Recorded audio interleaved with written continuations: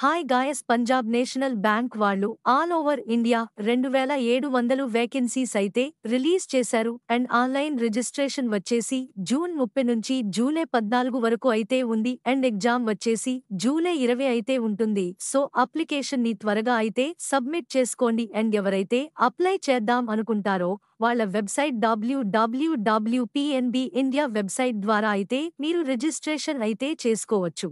And మనం all over India seats అన్నాం కదా, సో ప్రతి స్టేట్లో ఎలా ఉన్నాయి అనేది అయితే ఇక్కడ మనకి ఇచ్చారు. సో అండమాన్ అండ్ నికోబార్లో మొత్తం 2 ఉన్నాయి, ఆంధ్రప్రదేశ్లో అయితే 27 ఉన్నాయి, అరుణాచల్ ప్రదేశ్లో అయితే 4 ఉన్నాయి. ఇలా డిఫరెంట్ స్టేట్స్లో different vacancies list for different categories అయితే ఇచ్చారు. ఇవి ఒకసారి మీరు ఏ స్టేట్కి ఎలిజిబుల్ అవుదాం అనుకుంటారో, ఏ స్టేట్కి అయితే అప్లై చేద్దాం అనుకుంటారో అవి ఒకసారి మొత్తం చెక్ చేయండి. అండ్ నెక్స్ట్ మనం ఎలిజిబిలిటీ కాండిడేట్స్ చూస్తే గనుక సిటిజన్షిప్ ఫస్ట్ వన్ కాండిడేట్ ఎవరైతే దీనికి ఎలిజిబుల్ అవుతారు అంటే citizen of India, subject of Nepal, subject of Bhutan and అలాగే పర్సన్స్ ఎవరైనా migrated from Pakistan, Burma, Sri Lanka ఇలా ఇందులో వచ్చిన వాళ్ళు అయినా దీనికి ఎలిజిబులే. అండ్ ఏజ్ చూస్తే గనుక మినిమం 20 ఇయర్స్ అయితే ఉండాలి, మాక్సిమం 28 ఇయర్స్ అయితే ఉండాలి. యాస్ ఆన్ 36/2024 సో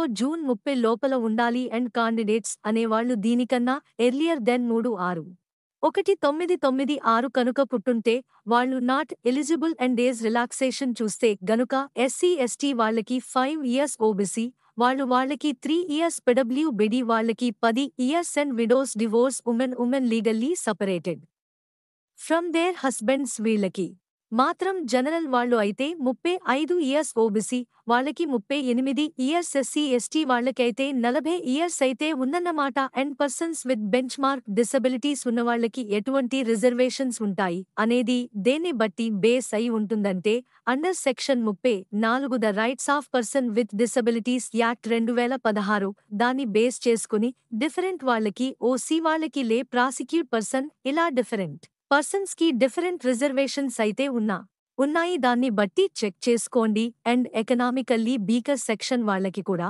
ఇక్కడ ఇచ్చారు, ఇది కూడా ఒకసారి చెక్ చేసుకోండి. అండ్ ఎడ్యుకేషన్ క్వాలిఫికేషన్ చూస్తే గనుక దీనికి అప్లై చేసుకోవడానికి ఎనీ డిగ్రీ వాళ్ళు approved by government recognized either AICTE or UG recognized colleges వాళ్ళు అయితే దీనికి అప్లై అయితే చేసుకోవచ్చు. అండ్ వీళ్ళ యొక్క రిజల్ట్ ఆఫ్ క్వాలిఫికేషన్ అనేది 3/6/2024 లోపలే వచ్చి ఉండాలి. అండ్ వాళ్ళు యూనివర్సిటీ మీన్స్ బ్యాంకుకి కావాల్సినప్పుడు మార్క్ షీట్ ని, డిగ్రీ సర్టిఫికెట్ ని అయితే సబ్మిట్ చేయాలన్నమాట. అండ్ కాండిడేట్స్ ఎవరైతే ఆ స్టేట్లో ట్రైనింగ్ సీట్స్ కోసం అప్లై చేసుకుంటారో వాళ్ళకి ఆ లాంగ్వేజ్ ఒక reading, writing, speaking and understanding అనేది ఉండాలి. And next physical are medical fitness. So ఎవరైతే అప్రెంటిస్ దీనికి ఎలిజిబుల్ అనుకుంటారో వాళ్ళు మెడికల్లీ ఫిట్ అని అనుకున్న తర్వాత వాళ్ళు తీసుకుంటారన్నమాట.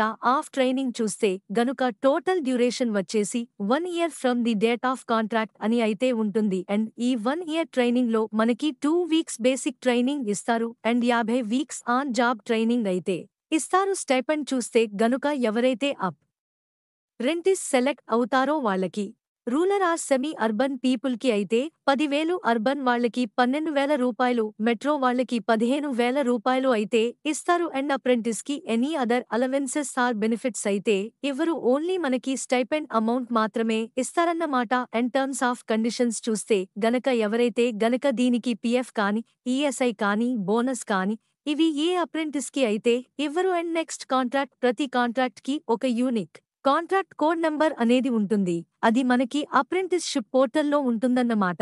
అది మనకి మధ్య ఉంటుంది బ్యాంక్ కి, కాండిడేట్ కి. And contract of apprentice shall be terminated. ఎందుకు టెర్మినేట్ చేస్తారు అంటే if apprentice does not report at the bank's training venue. So వాడు గనక ఆ వెన్యూ దగ్గరికి రాకపోయినా, డేట్ ఆఫ్ కమెన్స్మెంట్స్ అప్పుడు రాకపోయినా ఇలా చేస్తే మాత్రం వాడిని టర్మినేట్ చేసే ఛాన్స్ ఉంది. And apprentice shall be entitled to such holidays as are observed in the bank. So ఆ ప్లేస్ లో వచ్చిన బ్యాంక్ లీవ్స్ ని బట్టి మనకి కూడా ఇస్తారన్నమాట. అండ్ రిజిస్ట్రేషన్ అప్లికేషన్ ప్రాసెస్ చూస్తే గనక అప్లికెంట్స్ ఎవరైతే దీనికి అప్లై చేద్దాం అనుకుంటారో వాళ్ళు ఈ వెబ్సైట్ www.pnb వెబ్సైట్కి వెళ్ళి అక్కడ రిక్రూట్మెంట్ ఆప్షన్ మీద క్లిక్ చేసి తర్వాత online application for engagement of apprenticeship 2024-25 మీద క్లిక్ చేసి మీరైతే అప్లై అనేది చేసుకోవచ్చు అండ్ రిజిస్ట్రేషన్ చేసుకోవడానికి.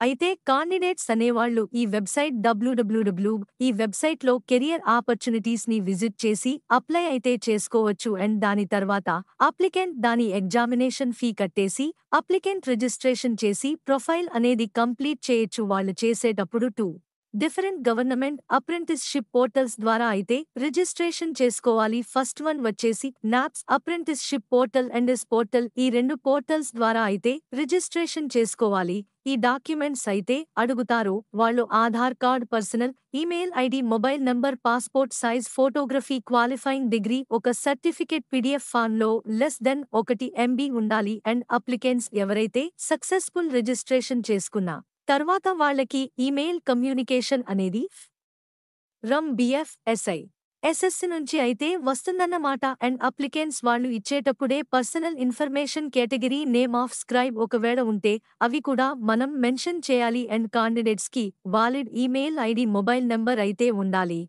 అవి యాక్టివ్గా ఉండాలన్నమాట. ఎందుకంటే మనకి వీళ్ళు ప్రతి కాల్ లెటర్ కానీ, అడ్వైసెస్ కానీ, నోటిఫికేషన్స్ కానీ దానికి మనకి సెండ్ చేస్తూ ఉంటారు. అండ్ మనం అప్లికేషన్ ఫీ చూస్తే గనక చెప్పాం కదా లాస్ట్ డేట్ జూలై 14 ఆ లోపల అయితే అప్లై చేసుకోండి. అండ్ అప్లికేషన్ వచ్చేసి మనం ఆన్లైన్ ద్వారానే చేయాలి. అండ్ డిఫరెంట్ కేటగిరీస్కి ఎలా ఇచ్చారంటే PWBD వాళ్ళకైతే ₹400 ప్లస్ GST 18% పడి ₹472 అయితే అవుతుంది. అండ్ ఫీమేల్ SC ST వాళ్ళకైతే 600 ప్లస్ GST 18% సో ₹708 పడుతుంది. జనరల్ లాంగ్వేజ్ ఈ రెండిటిని బట్టి చూసుకుంటారు.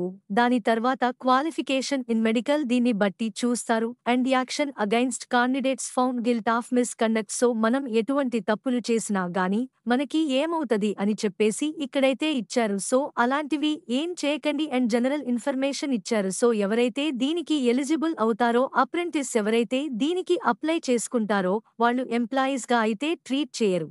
వాళ్ళకి అలాగే ఎటువంటి బెనిఫిట్స్ కూడా రావు. అండ్ నెక్స్ట్ ఇలా మనకి కొన్ని జనరల్ ఇన్స్ట్రక్షన్స్ ఇంపార్టెంట్ ఇన్స్ట్రక్షన్స్ అయితే ఇచ్చారు. సో ఇవన్నీ ఒకసారి చెక్ చేయండి. And last date 14 July instructions అయితే ఇచ్చారు. సో ఇవన్నీ ఒకసారి చెక్ చేయండి. అండ్ లాస్ట్ డేట్ జూలై 14 ఆ లోపల అయితే అప్లై చేయండి, చేసుకోండి. ఫర్ మోర్ జాబ్ నోటిఫికేషన్స్ మన NG ఇన్ఫోమీడియా యూట్యూబ్ ఛానల్ని సబ్స్క్రైబ్ చేయండి. మా యూట్యూబ్ ఛానల్ చూస్తున్నందుకు ధన్యవాదాలు. తాజా వార్తల కోసం మా ఛానల్ను సబ్స్క్రైబ్ చేయండి మరియు బెల్ ఐకాన్ను క్లిక్ చేయండి. తద్వారా మా కొత్త వీడియోలు మీకు వెంటనే అందుతాయి. మీ అభిప్రాయాలు కామెంట్స్లో పంచుకోండి. తదుపరి వీడియోలో కలుద్దాం.